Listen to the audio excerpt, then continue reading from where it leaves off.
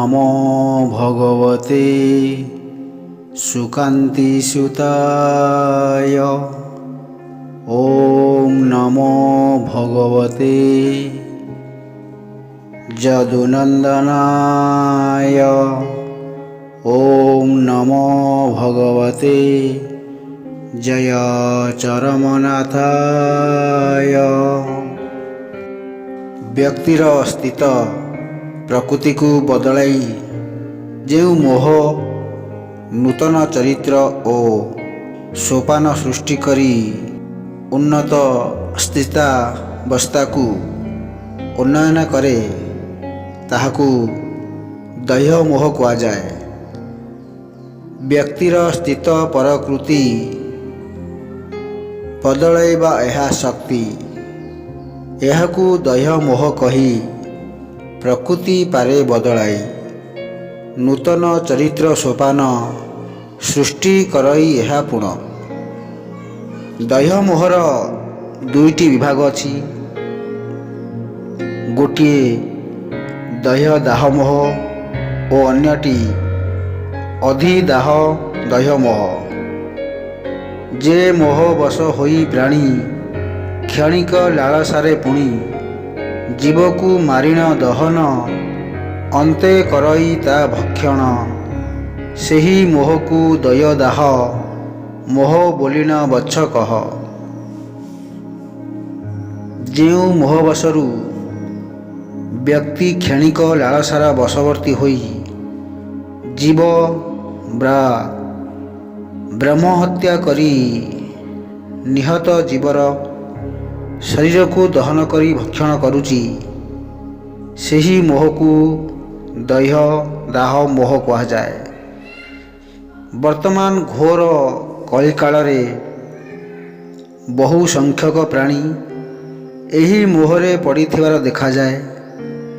क्षणिक इंद्रिय लालसा चरितार्थ करने जाई अनेक खाद्योपयोगी क्षुद्र क्षुद्र जीवजंतु यथा माछ पक्षी छेली मेंढा घुषुरी जातीय पशु हत्या करी ओ रंधन करी भक्षण करुछंती।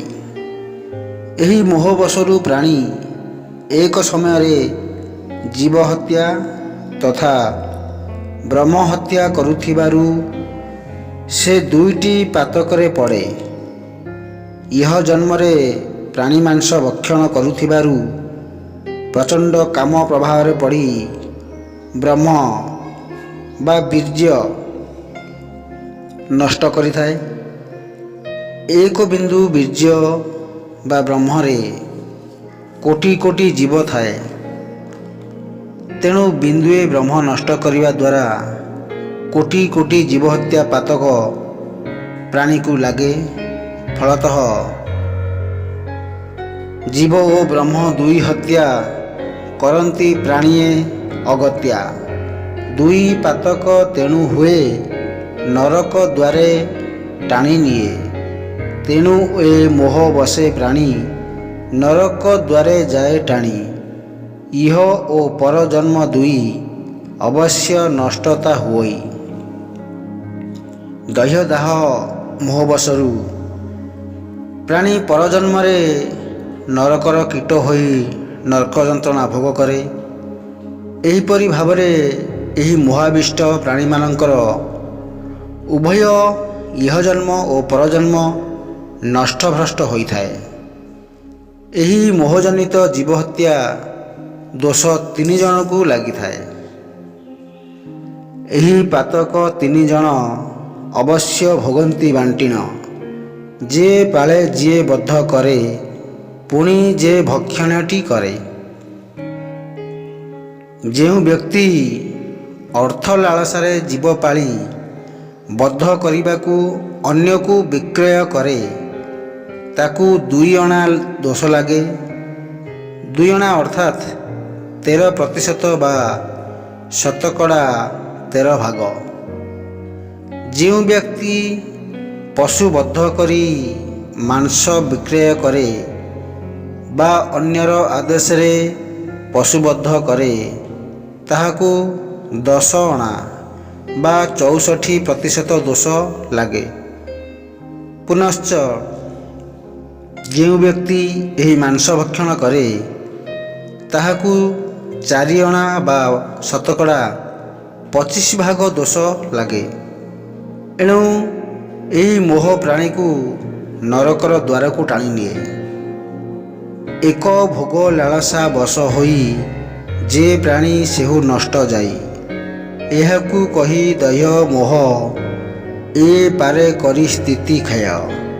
ନୂତନ ପ୍ରକୃତି ପ୍ରଦାନ କରଇ ସୋପାନ ଗଠନ, ସ୍ଥୂଳ ସୂକ୍ଷ୍ମ କାରଣରେ ସହାୟ ହୁଏ ଗଠନରେ।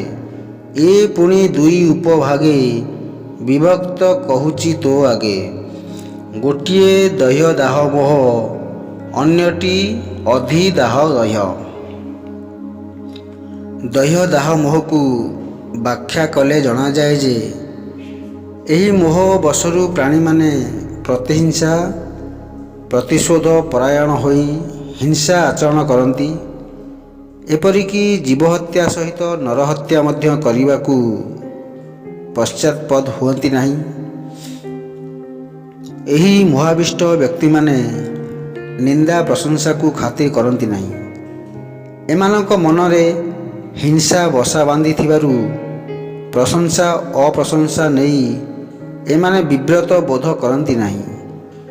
ଉଦାହରଣଟିଏ ଦେଲେ ଯଥେଷ୍ଟ ହେବ। ଏକଦା 2 ବନ୍ଧୁ ଥିଲେ। ସାମାନ୍ୟ କାରଣରୁ 2 ଜଣଙ୍କ ମଧ୍ୟରେ କଳହ ହେଲା।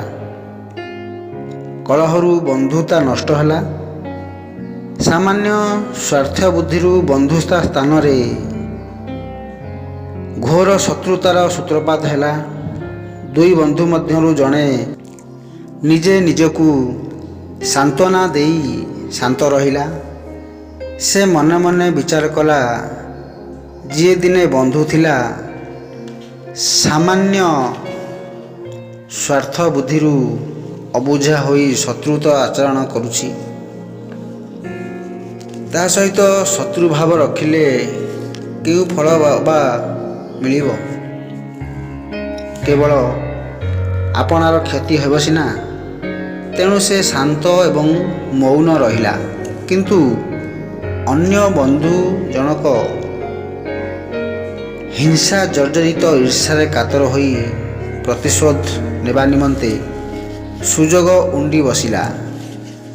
ଦ୍ୱିତୀୟ ବନ୍ଧୁ ଜଣକ ଦହ୍ୟ ଦାହ ମୋହରେ ବଶବର୍ତ୍ତୀ ହୋଇ ଆପଣାର ପୂର୍ବସ୍ଥିତ ପ୍ରକୃତିକୁ ହରାଇ ବସିଲା। ଦହ୍ୟ ଦାହ ଏ ମୋହ ଜାଣ, ନ କରେ କିବା ଅଘଟଣ। ସୁଯୋଗ ଖୋଜି ନ ବସିଲା, ପ୍ରତିଶୋଧରେ ମନ ଦେଲା। ନାନା ଉପାଏ ଉର ଉଣ୍ଡେ, ନେବାକୁ ପ୍ରତିଶୋଧ ଚାଣ୍ଡେ। ଦିନକର ଘଟଣା। ଘୋର ବର୍ଷା କାଳ, ବେଉଷଣ ସମୟ। ଲଗାଣ ବର୍ଷା ଅବିରାମ ଗତିରେ ବର୍ଷି ଯାଉଛି। ଧାରା ଶ୍ରାବଣ ଧରାପୃଷ୍ଠରେ ନୃତ୍ୟରତ। କ୍ଷେତରେ 2 ବନ୍ଧୁ, ଏବେ ଶତ୍ରୁ ଗଢ଼ି ଉଠିଛି। ପାଖାପାଖି ନିଜ ନିଜ କର୍ମରତ। ଅକାଳରେ ସୁଯୋଗ ଉପନୀତ। ହିଂସ୍ର ବନ୍ଧୁ ଜଣକ ଦହ୍ୟ ଦାହ ମୋହର ପ୍ରବଳ ଆକର୍ଷଣରୁ ହିଂସ୍ର ହୋଇ ଉଠିଲା। ବନ୍ଧୁକୁ ହତ୍ୟା କଲା ବନ୍ଧୁ, ଓଦୁବେଳି ଉଠେ ହିଂସା ସିନ୍ଧୁ। ଶବକୁ ଗହୀର କ୍ଷେତରେ, ପୋତିଲା ଲୋକ ଅଗୋଚରେ। ତଥି ଉପରେ ଚାରା ରୋଇ, ରକତ ଦେଲା ବର୍ଷା ଧୋଇ। ରହସ୍ୟ କେହି ନ ଜାଣିଲେ, ପରମ ପିତା ହିଁ ଜାଣିଲେ।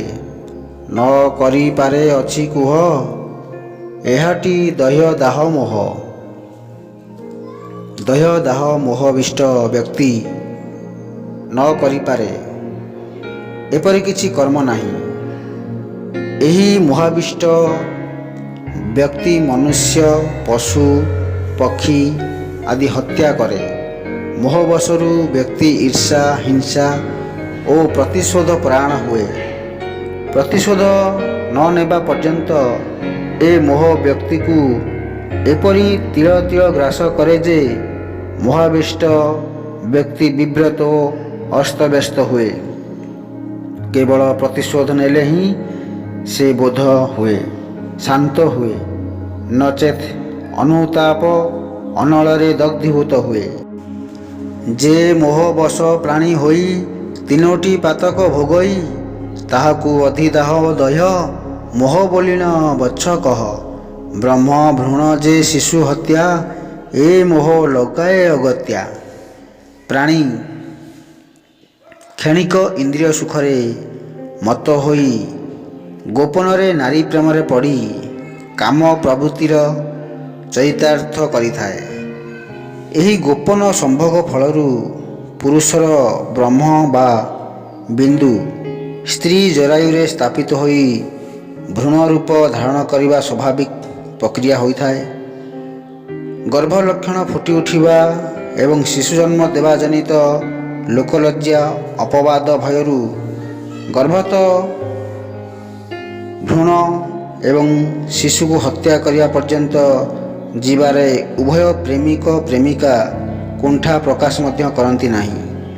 ପୁଣି ଆଜିକାଲି ସମୟରେ କେତେକ ଦମ୍ପତି କାମ ବଶରୁ ସମ୍ଭୋଗରେ ଲିପ୍ତ ରହିବା ହେତୁ ଗର୍ଭରେ ଭ୍ରୂଣ ସୃଷ୍ଟି ହେଲେ ପରିବାର ପ୍ରତିପୋଷଣ ପାଇଁ ଆର୍ଥିକ ସଙ୍କଟକୁ ଲକ୍ଷ୍ୟ ଦେଇ ସ୍ୱଇଚ୍ଛାରେ ଭ୍ରୂଣ ହତ୍ୟା କରୁଥିବାର ନଜିର ମିଳେ। ଏହି ଅଧିଦାହ ଦହ୍ୟ ମୋହରେ ପଡ଼ି ବ୍ୟକ୍ତି ଏକ ସମୟରେ ତିନୋଟି ପାତକ ମୁଣ୍ଡେଇ ନର୍କଗାମୀ ହୋଇଥାଏ। ପ୍ରଥମରେ ଅଯଥାରେ ଓ ଅନୁଚିତ ଭାବରେ ବ୍ରହ୍ମ ବା ବିନ୍ଦୁ ବା ବୀର୍ଯ୍ୟ କ୍ଷରଣ ଜନିତ ପାତକ, ଦ୍ୱିତୀୟରେ ଭ୍ରୂଣ ହତ୍ୟା ଦୋଷ ଏବଂ ତୃତୀୟରେ ଶିଶୁ ହତ୍ୟା ଦୋଷ ଅଧିଦାହ ଦହ୍ୟ ମହାବିଷ୍ଟ ବ୍ୟକ୍ତିକୁ ଅବଶ୍ୟ ଲାଗିଥାଏ। ଏତାଦୃଶ ପାତକରେ ପଡ଼ିଥିବା ବ୍ୟକ୍ତି ଇହ ବା ପରଜନ୍ମରେ କୁଷ୍ଠ ରୋଗାକ୍ରାନ୍ତ ହୁଏ। କେତେକ ଇହଜନ୍ମ ବା ପରଜନ୍ମରେ ପଙ୍ଗୁ ହୋଇଯାଆନ୍ତି। ପୁଣି କିଏ ଇହଜନ୍ମରେ ଅମାପ ଧନ ସମ୍ପତ୍ତିର ଅଧିକାରୀ ହୋଇଥିଲେ ହେଁ ଏହି ପାତକରୁ ପରଜନ୍ମରେ ଆଜନ୍ମ ଭିକାରୀ ହୋଇ ଜନ୍ମ ଗ୍ରହଣ କରେ ଓ ଫଳାଫଳ ଭୋଗ କରେ। ସ୍ଥୂଳ ସୂକ୍ଷ୍ମ ଓ କାରଣରେ ଏହି ମୋହ ଆଚରଣରେ ହତ୍ୟା ହିଂସା ଓ ঈର୍ଷା ନାମେ ପ୍ରାଣୀ ମାନସେ ନିତ୍ୟ ଭ୍ରମେ। ଏ ମୋହ ହେତୁ ଭ୍ରୂଣ ହତ୍ୟା କରଇ ପ୍ରାଣୀଟି ଅଗତ୍ୟା। କାରଣ ଗତେ ମନ ରାଜ୍ୟେ ଏମନ୍ତ ଆକାଂକ୍ଷା ବିରାଜେ। ମୋଦ ଦିଏ ଯାହା ତାହା ମୋଦକ, ଦଶ ମୋଦକକୁ ସାଧି ସାଧକ। ନୀରବ ନିଶ୍ଚଳେ ଆନନ୍ଦ ଲଭେ, ମୁକତ ଜୀବ ସେ ହୁଏ ସ୍ଥୂଳ ଭବେ। ଗୁରୁ ସନ୍ଦେଶକୁ ସନ୍ଦେହ କରି, ସନ୍ଦେଶ ପତ୍ରକୁ ମିଥ୍ୟା ବିଚାରି। କିଏ ସେ ହୋଇଛି ସେ ସଦାଚାରୀ, ଭବବନ୍ଧନରୁ ହେବାକୁ ପାରି। ଧନ୍ୟବାଦ। ଗୁରୁସ୍ୱାମୀ ପ୍ରଣାମ।